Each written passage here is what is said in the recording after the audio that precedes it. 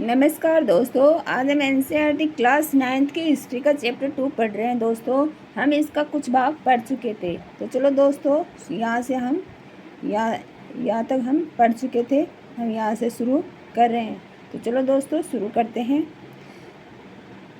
Petrograd में फरवरी क्रांति। सन 1917 की सर्दियों में राजधानी पेट्रोग्राद की हालत बहुत खराब थी। ऐसा लगता था मानो जनता में मौजूद विभिन्नताओं को ध्यान में रखकर ही शहर की बनावट तय की गई थी। मजदूरों के क्वार्टर और कारखाने नेवा नदी के दाएं तट पर थे। बाएं किनारे पर फैशनेबल इलाके विंटर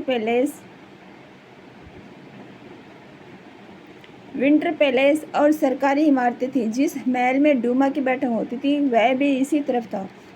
फरवरी में मजदूरों के इलाके में खाद्य पदार्थों की भारी कमी पैदा हो गई। उस साल ठंड भी कुछ ज़्यादा पड़ी थी। भीषण कोहरा बर्फबारी हुई थी। संसदीय प्रतिनिधि चाहते थे कि निर्वाचित सरकार बची रहे, इसलिए वह जार द्वारा डूमा को भंग करने के लिए की जा रही कोशिशों का विरोध कर रहे थे।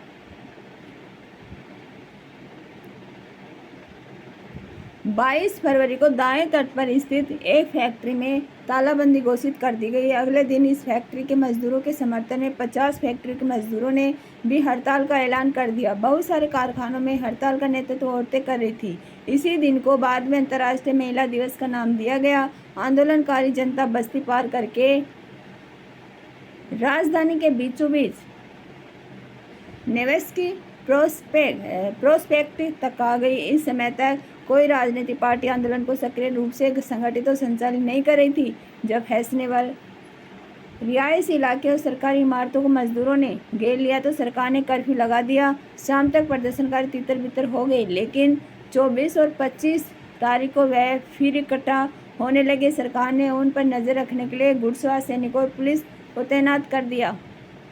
रविवार 25 फरवरी को सरकार ने डूमा को बर्खास्त कर दिया। सरकार के इस फैसले के खिलाफ राजनीतिज्ञ बयान देने लगे। 26 तारीख को प्रदर्शनकारी बहुत बड़ी संख्या में बाएं तट के इलाके में इकट्ठा हो गए। 27 को उन्होंने पुलिस मुख्यालयों पर हमला करके उन्हें तहस नहस कर दिया। रोटी, तनख्वाह, काम के घंटों में कमी और लोकतांत्रिक अधिकारों के पक्ष में नारे लगाते असंख्य लोग सड़कों पर जमा हो गए। सरकार ने स्थिति पर नियंत्रण कायम करने के लिए एक बार फिर घुड़सवार सैनिकों को तैनात कर दिया, लेकिन घुड़सवार सैनिकों की टुकड़ियों ने प्रदर्शनकारियों पर गोली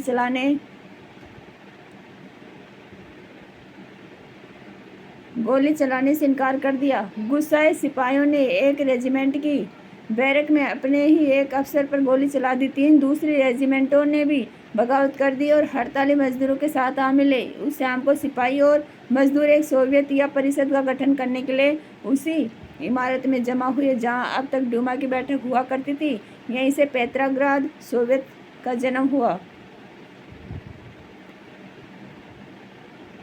अगले दिन एक प्रतिनिधिमंडल जार से मिलने गया। सैनिक कमांडरों ने उसे सलाह दी कि वह राजगद्दी छोड़ दें। उसने कमांडरों की बात मान ली और 2 मार्च को गद्दी छोड़ दी। सोवियत और डूमा के नेताओं ने देश का शासन चलाने के लिए एक अंतरिम सरकार बना ली। तय किया गया कि रूस के भविष्य के बारे में फैसला लेने की जिम्मेदारी संविधान सभा को सौंप दी जाए और उसका चुनाव सार्वभौमिक वैध मताधिकार के आधार पर किया जाए। फरवरी 1917 में राजशाही को गद्दी से हटाने वाली क्रांति का झंडा पेट्रोग्राद की जनता के हाथों में था।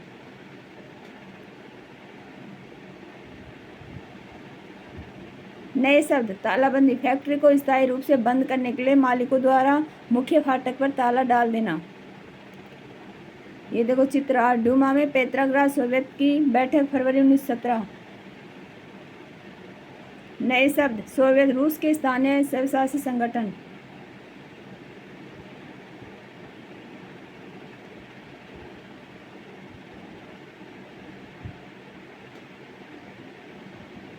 बॉक्स 1 फरवरी क्रांति। महिला कामगार अक्सर अपने पुरुष सहकर्मियों को प्रेरित करती थी। लॉरेंस टेलीफोन फैक्ट्री में मार्फा वासिलेवा ने लगभग अकेले ही एक सफल हड़ताल को अंजाम दिया था।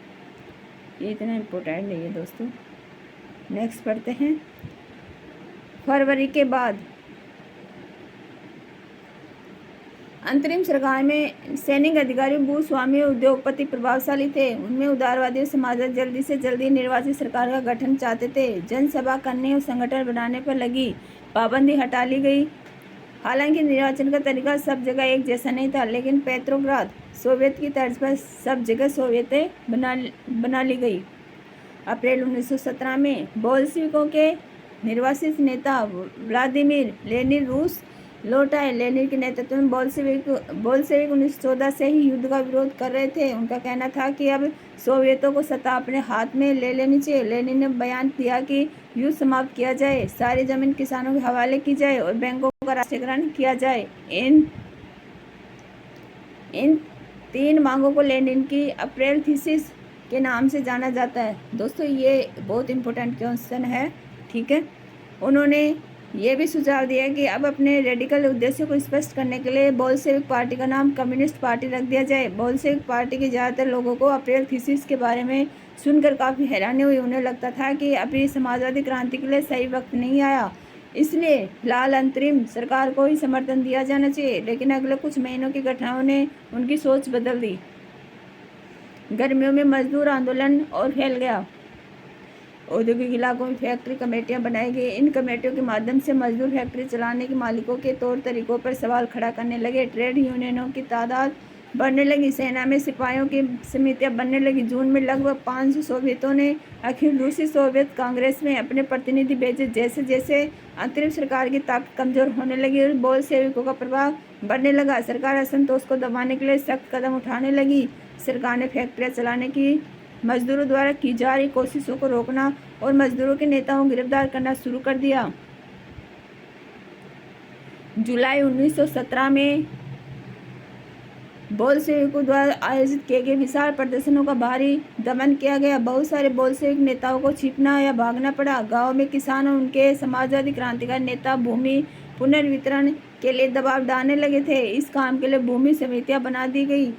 सामाजिक क्रांतिकारियों से प्रेरणा और प्रोत्साहन लेते हुए जुलाई से सितंबर के बीच किसानों ने बहुत सारी जमीन पर कब्जा कर लिया। चित्र 9 अप्रैल 1917 में मजदूरों को संबोधित करते लेनिन की एक बोल्शेविक छवि। ये देखो। चित्र 10 जुलाई के दिन 17 जुलाई 1917 को बोल्शेविक समर्थन प्रदर्शनकारियों पर सेना द्वारा गोलीबारी का दृश्य है।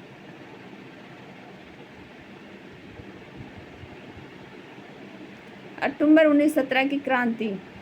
जैसे जैसे अंतरिम सरकार बोल्शेविकों के बीच टकराव बढ़ता गया, लेनिन को अंतरिम सरकार द्वारा तानाशाही थोप देने की आशंका दिखाई देने लगी। सितंबर में उन्होंने सरकार के खिलाफ विद्रोह के बारे में चर्चा शुरू कर दी। सेना और फैक्ट्री सोवियतों में मौजूद बोल्शेविकों को इकट्ठा किया गया। 16 अक्टूबर 1917 को लेनिन ने पेट्रोग्राद सोवियत और बोल्शेविक पार्टी को सत्ता पर कब्जा करने के लिए राजी कर लिया। सत्ता पर कब्जे के लिए लियोन ट्रोट्स्की के नेतृत्व में सोवियत की ओर से एक सैनिक क्रांतिकारी समिति का गठन किया गया। इस बात का खुलासा नहीं किया गया कि योजना को किस दिन लागू किया जाएगा।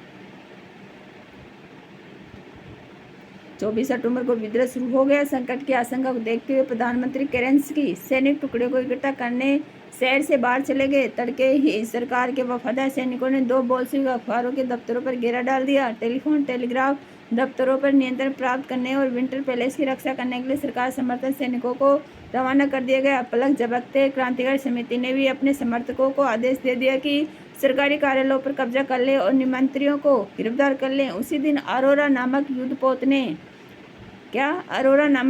ने विंटर पैलेस पर बमबारी शुरू कर दी। अन्य युद्धपोतों ने नेवा के रास्ते से आगे बढ़ते हुए विभिन्न सैनिक ठिकानों को अपने नियंत्रण में ले लिया। शाम ढलते ढलते पूरा शहर क्रांतिकारी समिति के नियंत्रण में आ चुका था और मंत्रियों ने आत्मसमर्पण कर दिया था। पेट्रोग्राद में अखिल रूसी सोवियत कांग्रेस की बैठक हुई, जिसमें बहुमत ने बोल्शेविकों की कार्रवाई का समर्थन किया।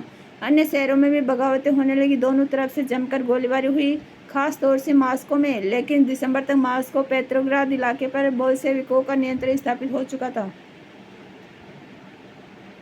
कुछ महत्वपूर्ण तिथियां।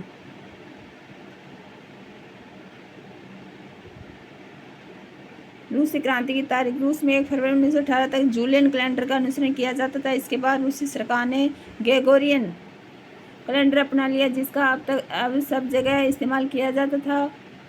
ग्रेगोरियन कैलेंडर जूलियन कैलेंडर से 13 दिन आगे चलता है। इसका मतलब है कि हमारे कैलेंडर के हिसाब से फरवरी क्रांति 12 मार्च को और अक्टूबर क्रांति 7 नवंबर को संपन्न हुई थी। कुछ महत्वपूर्ण तिथियां। 1850 से 1880 रूस में समाजवाद पर बहस। 1858 Russian social democratic workers party की स्थापना। 1905 खूनी रविवार और 1905 की क्रांति। 1917 2 मार्च जार द्वारा पदत्याग। 24 सितंबर पेट्रोग्राद में बोल्शेविक विद्रोह। 1918 से 20 गृहयुद्ध। 1919 कॉमिंटर्न का गठन। 1929 सामूहिकरण की शुरुआत।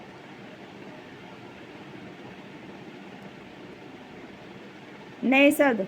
कॉमिंटर्न कम्युनिस्ट पार्टी की अंतर्राष्ट्रीय संस्था। यह शब्द कम्युनिस्ट इंटरनेशनल का संक्षिप्त रूप है। चित्र 11 पेट्रोग्राद में लेनिन बाएं और ट्राटस्की दाएं मजदूरों के साथ। ये देखो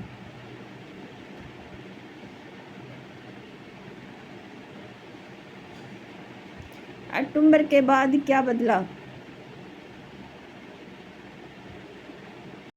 बोल्शेविक निजी संपत्ति की व्यवस्था के पूरी तरह खिलाफ थे। ज़्यादातर उद्योगों और बैंकों का नवंबर 1917 में ही राष्ट्रीयकरण किया जा चुका था। उनका स्वामित्व और प्रबंधन सरकार के नियंत्रण में आ चुका था। जमीन को सामाजिक संपत्ति घोषित कर दिया गया। किसानों को सामंतों की जमीनों पर कब्जा करने की खुली छूट दे दी गई। शहरों में बोल्शेविकों ने मकान मालिकों के लिए पर्याप्त हिस्सा छोड़कर उनके बड़े मकानों के छोटे छोटे हिस्सों कर दिए गए ताकि बेघरबार या जरूरतमंद लोगों को भी रहने की जगह दी जा सके। उन्होंने अभिजात्य वर्ग द्वारा पुरानी पदवियों के इस्तेमाल पर रोक लगा दी। परिवर्तन को स्पष्ट रूप से सामने लाने के लिए सेना और सरकारी अफसरों की वर्दियां बदल दी गई। इसके लिए 1918 में एक परिधान प्रतियोगिता आयोजित की गई जिसमें सोवियत टोपी बुदियोनोवका का चुनाव किया गया। बोल्शेविक पार्टी का नाम बदलकर रूसी कम्युनिस्ट पार्टी बोल्शेविक रख दिया गया। नवंबर 1917 में बोल्शेविकों ने संविधान सभा के लिए चुनाव कराए गए लेकिन इन चुनावों में उन्हें बहुमत नहीं मिल पाया। 5 जनवरी 1918 में असेंबली ने बोल्शेविकों के प्रस्तावों को खारिज कर दिया और लेनिन ने असेंबली बर्खास्त कर दी। उनका मत था कि अनिश्चित परिस्थितियों में चुनी गई असेंबली के मुकाबले अखिल रूसी सोवियत कांग्रेस कहीं ज़्यादा लोकतांत्रिक संस्था है। मार्च 1918 में अन्य राजनीतिक सहयोगियों की असहमति के बावजूद बोल्शेविकों ने ब्रेस्ट लिटोवस्क में जर्मनी से संधि कर ली। आने वाले सालों में बोल्शेविक पार्टी अखिल रूसी सोवियत कांग्रेस के लिए होने वाले चुनाव में हिस्सा लेने वाली एकमात्र पार्टी रह गई। अखिल रूसी सोवियत कांग्रेस को अब देश की संसद का दर्जा दे दिया गया था। रूस एक दलीय राजनीतिक व्यवस्था वाला देश बन गया। ट्रेड यूनियनों पर पार्टी का नियंत्रण रहता था। गुप्तचर पुलिस जिसे पहले चेका और बाद में ओजीपीयू तथा NKVD का नाम दिया गया, इस बोल्शेविक की आलोचना करने वालों को दंडित करती थी। बहुत सारे युवा लेखक और कलाकार भी पार्टी की तरफ आकर्षित हुए क्योंकि वह समाजवाद और परिवर्तन के प्रति समर्पित थी। अक्टूबर 1917 के बाद ऐसे कलाकारों और लेखकों ने कला और वास्तुशिल्प के क्षेत्र में नए प्रयोग शुरू किए लेकिन पार्टी द्वारा थोपी गई सेंसरशिप के कारण बहुत सारे लोगों का पार्टी से मोहभंग भी होने लगा था।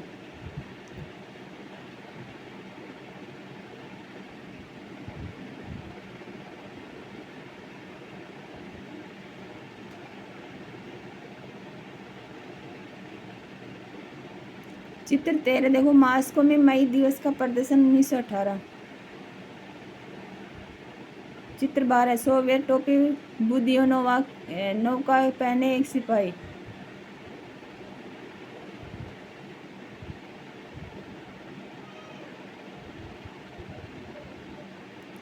अब पढ़ते हैं गृह युद्ध।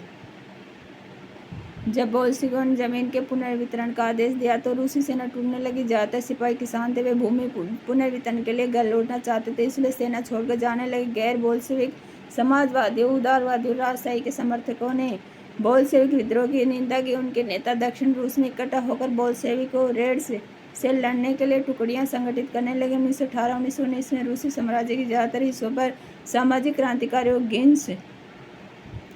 ग्रीन्स और जार समर्थकों वाइट्स का ही नियंत्रण रहा। उन्हें फ्रांसीसी, अमेरिकी, ब्रिटिश और जापानी टुकड़ियों का भी समर्थन मिल रहा था। ये सभी शक्तियां रूस में समाजवाद को फलते फूलते नहीं देखना चाहती थी। इन टुकड़ियों और बोल्शेविकों के बीच चले गृह युद्ध के दौरान लूटमार, डकैती और भूखमरी जैसी समस्याएं बड़े पैमाने पर फैल गई। वायर्स में जो निजी संपत्ति के हिमायती थे, उन्होंने जमीन पर कब्जा करने वाले किसानों के खिलाफ काफ़ी सख्त रवैया अपनाया। उनकी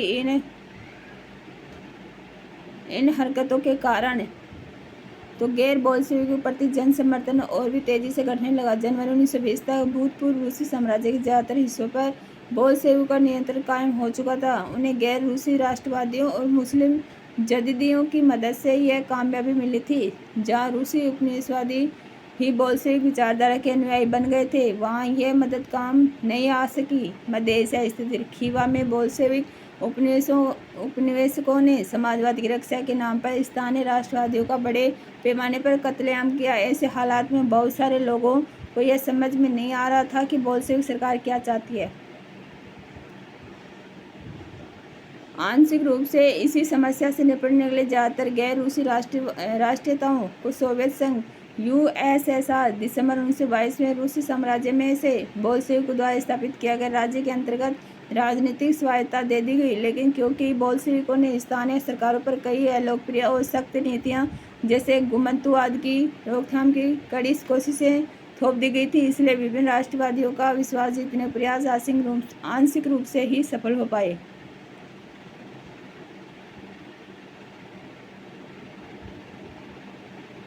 समाजवादी समाज का निर्माण। गृह युद्ध के दौरान बोल्शेविकों ने उद्योगों और बैंकों के राष्ट्रीयकरण को जारी रखा। उन्होंने किसानों को उस जमीन पर खेती की छूट दे दी जिसका समाजीकरण किया जा चुका था। जब्त किए गए खेतों का इस्तेमाल बोल्शेविक यह दिखाने के लिए करते थे कि सामूहिकता क्या होती है। शासन के लिए केंद्रीकृत नियोजन की व्यवस्था लागू की गई। अफसर इस बात का हिसाब लगाते थे कि अर्थव्यवस्था किस तरह काम कर सकती है। इस आधार पर वे 5 साल के लिए लक्ष्य तय कर देते थे। इसी आधार पर उन्होंने पंचवर्षीय योजनाएं बनानी शुरू कर दी। पहली 2 योजनाएं 1927-1932 और 1933-38 के दौरान औद्योगिक विकास को बढ़ावा देने के लिए सरकार ने सभी तरह की कीमतें स्थिर कर दी। केंद्रीकृत नियोजन से आर्थिक विकास को काफ़ी गति मिली। औद्योगिक उत्पादन बढ़ने लगा। 1929-1933 के बीच तेल, कोयले और स्टील के उत्पादन में 100% वृद्धि हुई। नए नए औद्योगिक शहर अस्तित्व में आए, मगर तेज निर्माण कार्यों के दबाव में कार्य स्थितियां खराब होने लगी।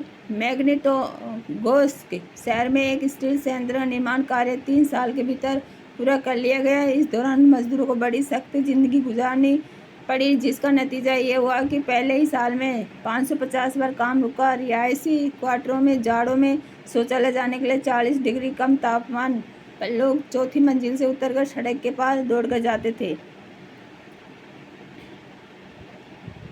एक विस्तारित शिक्षा व्यवस्था विकसित की गई और फैक्ट्री कामगारों एवं किसानों को विश्वविद्यालयों में दाखिला दिलाने के लिए खास इंतजाम किए। नए शब्द: स्वायत्तता, अपना शासन स्वयं चलाने का अधिकार। गोमंतु, ऐसे लोग जो किसी एक जगह ठहर कर नहीं रहते बल्कि अपनी आजीविका की खोज में एक जगह से दूसरी जगह आते जाते रहते हैं। कार्य स्थितियाँ, काम के हालात। चित्र 14। कारखानों को समाजवाद के प्रतीक की तरह माना जाता था। पोस्टर में लिखा है, चिमनियों से निकलता धुआं ही सोवियत रूस की सांस है। चित्र 15। 30 के दशक में सोवियत रूस के एक स्कूल में पढ़ते बच्चे सोवियत अर्थव्यवस्था का अध्ययन कर रहे हैं। चित्र 16। पहली पंचवर्षीय योजना के दौरान मैग्नेटोगोर्स्क का एक बच्चा, यह बच्चा सोवियत रूस के लिए काम कर रहा है। चित्र 17। 30 के दशक में कारखाने का भोजन कक्ष।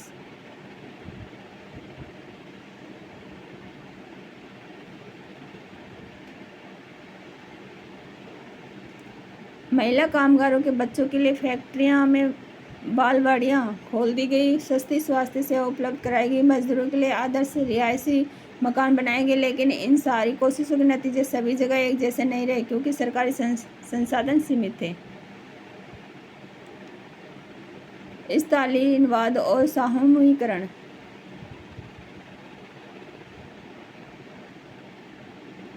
नियोजित अर्थव्यवस्था का शुरुआती दौर खेती के सामूहिकरण से पैदा हुई तबाही से जुड़ा हुआ था। 1927 से 28 के आसपास रूस के शहरों में अनाज का भारी संकट पैदा हो गया था। सरकार ने अनाज की कीमत तय कर दी गई थी। उससे ज़्यादा कीमत पर कोई अनाज नहीं बेच सकता था, लेकिन किसान उस कीमत पर सरकार को अनाज बेचने के लिए तैयार नहीं थे। लेनिन के बाद पार्टी की कमान संभाल रहे स्टालिन ने स्थिति से निपटने के लिए कड़े कदम उठाए। उन्हें लगता था कि अमीर किसान और व्यापारी कीमत बढ़ने की उम्मीद में अनाज नहीं बेच रहे हैं। स्थिति पर काबू पाने के लिए सट्टेबाजी पर अंकुश लगाना, व्यापारियों के पास जमा अनाज को जब्त करना जरूरी था। 1928 में पार्टी के सदस्यों ने अनाज उत्पादक इलाकों का दौरा किया। उन्होंने किसानों से जबरन अनाज खरीदा। कुलकों के ठिकानों पर छापे मारे। रूस में संपन्न किसानों को कुलक कहा जाता था।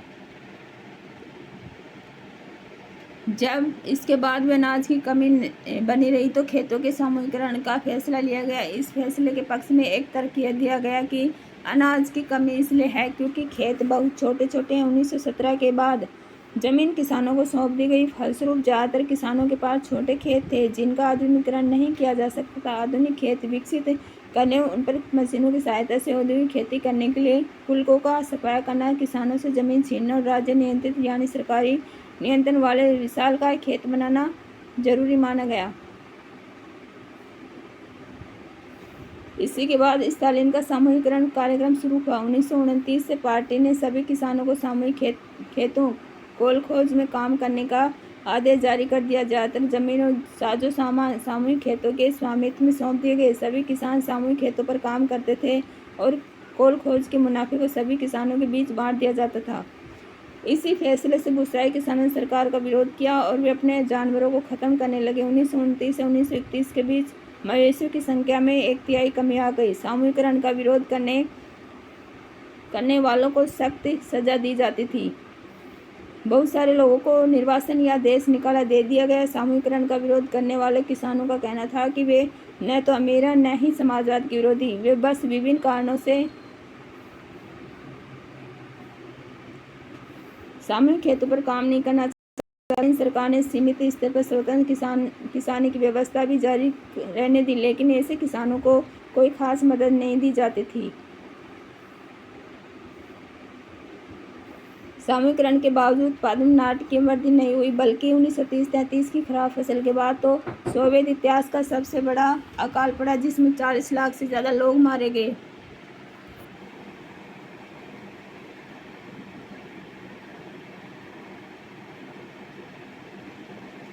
पार्टी में भी बहुत सारे लोग नियोजित अर्थव्यवस्था के अंतर्गत औद्योगिक उत्पादन पैदा हो रहे भ्रम और सामूहिकरण के परिणामों की आलोचना करने लगे थे।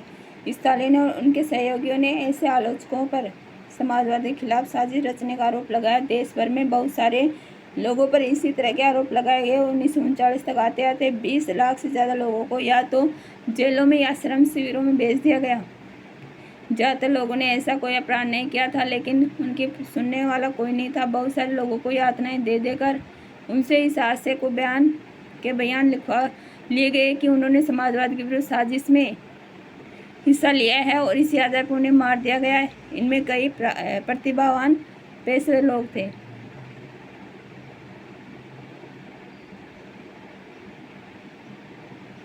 चित्र 18 सामूहिकरण के दौर का एक पोस्टर। इसमें लिखा है कि हम खेती में कमी लाने वाले कुलक पर वार करेंगे।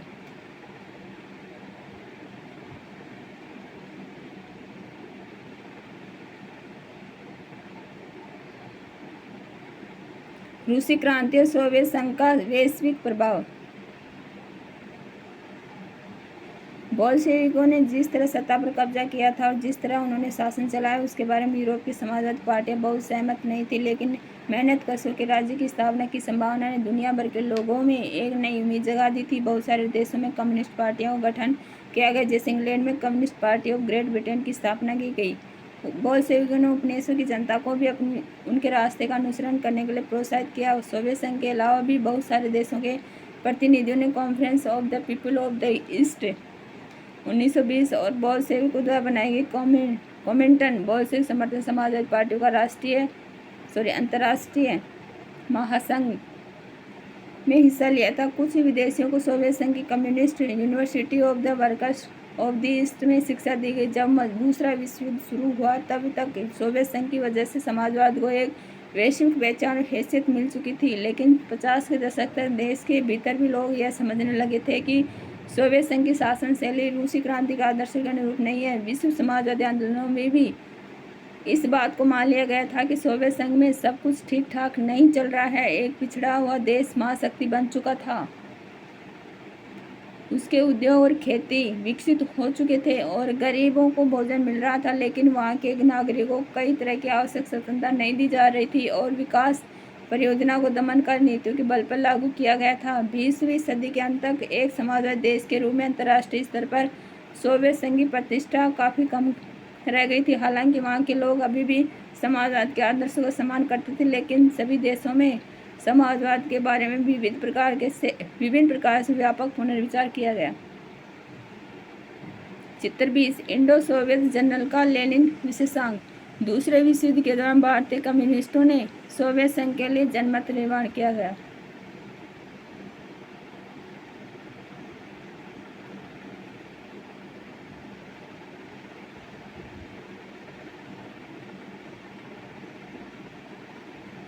नए सब प्रतिक्रांतिकारी क्रांति विरोधी।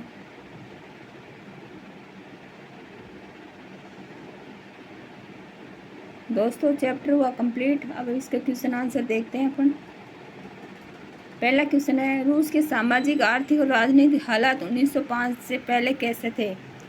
तो रूस के सामाजिक और आर्थिक राजनीतिक हालात 1905 से पहले जनसाधारण के लिए बहुत बुरे थे। ठीक है, जैसे सामाजिक हालात, सामाजिक स्तर पर मजदूर विभाजित थे। बहुत से मजदूर स्थायी रूप से शहरों में बस गए थे और उनमें योग्यता और दक्षता के स्तर पर भी काफ़ी फर्क था। औरतों को पुरुषों से कम वेतन मिलता था। आर्थिक हालात, रूस अनाज का प्रमुख निर्यातक था। अधिकांश उद्योग निजी उद्योगपतियों द्वारा चलाए जाते थे। काम के घंटों की कोई सीमा नहीं थी और श्रमिकों को न्यूनतम मजदूरी नहीं मिलती थी। इससे व्यापक भ्रष्टाचार और शोषण हो रहा था। राजनीतिक हालत क्या थे? तो हमने चैप्टर में डिटेल्स पढ़ा था, सामाजिक और आर्थिक राजनीतिक। ठीक है, तो हम बता सकते हैं राजनीतिक 1905 से पहले रूस में निरंकुश मतलब राजा ही सब कुछ है। निरंकुश राजशाही था। वहाँ अजवाबदेह तथा स्वेच्छाचारी शासन था। जारशाही निरंकुशता के कारण सर्वत्र असंतोष व्याप्त था। ठीक है, सेकंड क्वेश्चन है, 1917 से पहले रूस की कामकाजी आबादी यूरोप के बाकी देशों के मुकाबले किन किन स्तरों पर भिन्न थी? तो रूसी साम्राज्य की लगभग 85% आबादी आजीविका के लिए खेती पर निर्भर थी, जबकि यूरोप के बाकी देशों में खेती पर आश्रित जनता का प्रतिशत इतना नहीं था। रूसी साम्राज्य के किसान अपनी जरूरतों के साथ बाजार के लिए भी अन्न उगाते थे, जबकि अधिकांश यूरोप में ऐसा नहीं था। रूस में उद्योग कम थे, अतः मजदूर भी कम थे, जबकि यूरोप के अन्य देशों में मजदूरों की संख्या अधिक थी। रूस के किसान स्वाभाविक रूप से समाजवादी भावना वाले लोग थे, जबकि यूरोप के बाकी देशों में ऐसा नहीं था। ठीक है, थर्ड क्वेश्चन है, 1917 में जार का शासन क्यों खत्म हो गया? क्योंकि जार ने पहले 2 ड्यूमा को बर्खास्त कर दिया और फिर संसद को रूढ़िवादियों से भर दिया। प्रथम विश्व युद्ध के दौरान जार ने ड्यूमा से परामर्श किए बिना निर्णय लिए। युद्ध में रूसी सैनिकों के बड़े पैमाने पर हताहतों ने लोगों को जार से अलग कर दिया। पीछे हटने वाली रूसी सेनाओं द्वारा फसलों इमारतों को जलाने से रूस में भोजन की भारी कमी हो गई। इन सभी के कारण 1917 में जारशाही निरंकुशता का पतन हो गया। ठीक है, नेक्स्ट क्वेश्चन अपना फोर्थ क्वेश्चन, 2 सूचियाँ बनाइए। एक सूची में फरवरी क्रांति की मुख्य घटनाओं और प्रभावों को लिखिए और दूसरी सूची में अक्टूबर क्रांति की प्रमुख घटनाओं और प्रभावों को दर्ज कीजिए। ठीक है दोस्तों, तो हम बनाने की कोशिश करते हैं। जैसे 22 फरवरी 1900 हम ऐसे बना सकते हैं। जैसे सूची फर्स्ट में लिखते हैं कि 22 फरवरी 1917 को नेवा नदी के दाहिने किनारे की एक फैक्ट्री में तालाबंदी और 25 फरवरी 1917 को सरकार द्वारा ड्यूमा का स्थगन। 27 फरवरी 1917 को श्रमिकों द्वारा पुलिस मुख्यालय पर हमला, सोवियत का गठन। 2 मार्च 1917 जार का प्रत्याग। फरवरी क्रांति में कोई राजनीतिक दल सबसे आगे नहीं था, इसका नेतृत्व स्वयं लोगों ने किया था और इस प्रकार सोवियत इतिहास में एक महत्वपूर्ण स्थान प्राप्त किया। ट्रेड यूनियनों की संख्या में वृद्धि हुई।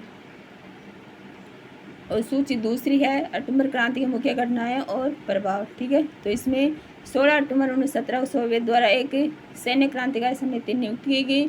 24 अक्टूबर 1917 को अस्थायी सरकार के खिलाफ विद्रोह शुरू होता है। सैन्य क्रांतिकारी समिति रात में शहर को नियंत्रित करती है और मंत्री आत्मसमर्पण करते हैं। बोल्शेविकों ने सत्ता हासिल की। अक्टूबर क्रांति का नेतृत्व मुख्य रूप से लेनिन और उनके अधीनस्थ ट्राटस्की ने किया था और इसमें इन नेताओं का समर्थन करने वाली जनता शामिल थी। इसने बोल्शेविकों के मार्गदर्शन में सोवियत पर लेनिन के शासन की शुरुआत को चिन्हित किया। फिफ्थ क्वेश्चन है, बोल्शेविकों ने अक्टूबर क्रांति के फौरन बाद कौन कौन से प्रमुख परिवर्तन किए? अनेक से परिवर्तन किए थे, जैसे अधिकतर उद्योग और बैंक राष्ट्रीयकृत कर दिए गए और उनका स्वामित्व व प्रबंधन सरकार के नियंत्रण में आ गया। भूमि को सामाजिक संपत्ति घोषित कर दिया गया तथा किसानों को अभिजात वर्ग की जमीनों पर नियंत्रण करने का अधिकार दिया गया। अभिजात वर्ग द्वारा पुरानी पदवियों की इस्तेमाल पर पाबंदी लगा दी गई। सेना और सरकारी अधिकारियों के लिए भर्तियां बदल दी गई और इसके साथ बोल्शेविक पार्टी का नाम बदलकर रूसी साम्यवादी पार्टी कर दिया गया। अखिल रूसी सोवियत कांग्रेस को देश की संसद का दर्जा दे दिया गया तथा रूस अब एक दलीय राजनीतिक व्यवस्था वाला देश बन गया। ट्रेड यूनियनों पर पार्टी का नियंत्रण हो गया तथा गुप्तचर पुलिस बोल्शेविकों की आलोचना करने वालों को दंडित करती थी। ठीक है, नेक्स्ट क्वेश्चन है, 6 क्वेश्चन देखते हैं। निम्नलिखित के बारे में संक्षेप में लिखिए। कुलक क्या था? कुलक सोवियत रूस के अमीर किसान थे। 1927 से 28 तक सोवियत रूस के कस्बों को अनाज की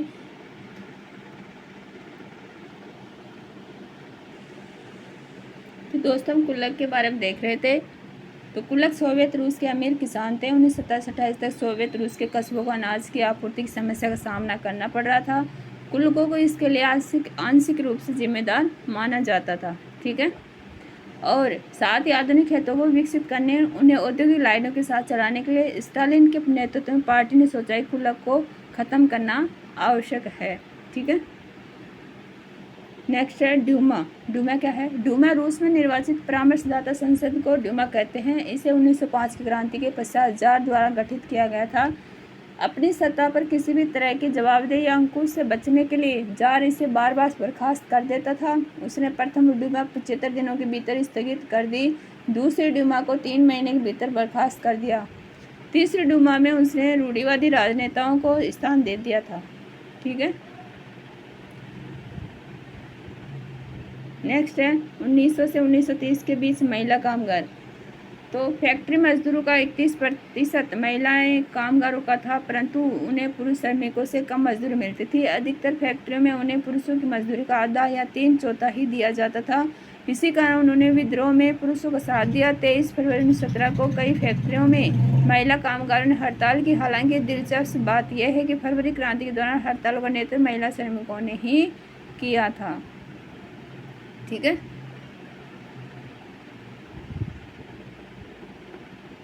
नेक्स्ट है उदारवादी पढ़ते हैं।